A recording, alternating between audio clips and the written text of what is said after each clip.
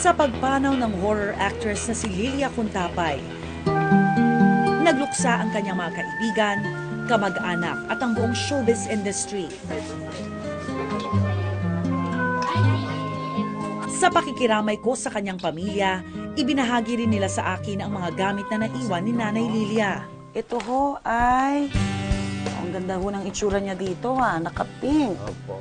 80th birthday. Saan ho ba siya nagdiwang ng 80th birthday niya, tatay? Sa Maynila po.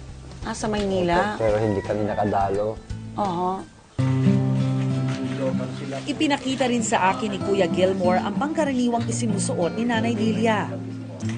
Ayon sa pamilya, ilan sa mga paboritong gamit ni Nanay Lilia ay ipababaon na rin sa kanyang libingan. Ito, oo nga, no, madalas siyang magganito, mag-shawl, ano? Oo, sure yun.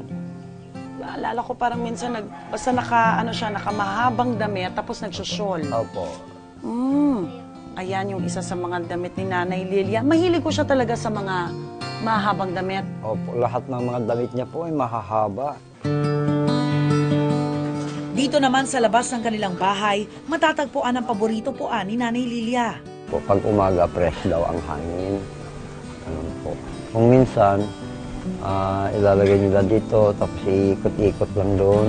Ganun, parang malibang siya. Tapos may nangyayari ho ba dito? May pinapanood siya? Anong ginagawang paborito niya? Linilibang lang yung mga apo niya, linilibang nila.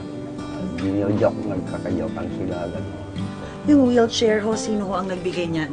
Ang pagkakaalam ko po ay binigay ni Ma'am Jessica Soho. Jessica Soho. Gaano katagal niya ho nagamit yan? Ay, naku, mga 2 weeks lang siguro po. Pero at least so, nakakalayo-layo siya, no? Opo, Nakakapasyal. dito. Sa pagpanaw ni Lilia Cuntapay, maaaring hindi na natin matandaan ang kanyang mga naging linya sa pelikula. Hindi na rin natin siya makakasamang muli sa horror movies. Gayunpaman, hindi naman natin malilimutan na minsan siyang naging bahagi ng ating buhay. At para sa mga taong malalapit sa kanya, mananatiling buhay ang kanyang mga alaala at ang kabutihan ng puso ni Nanay Lilia. Anong magandang aral ang iiwan po ni Nanay Lilia sa mga manonood?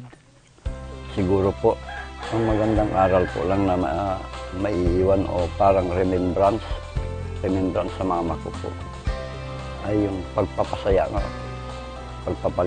sa mga nanonood ng kanyang pelikula.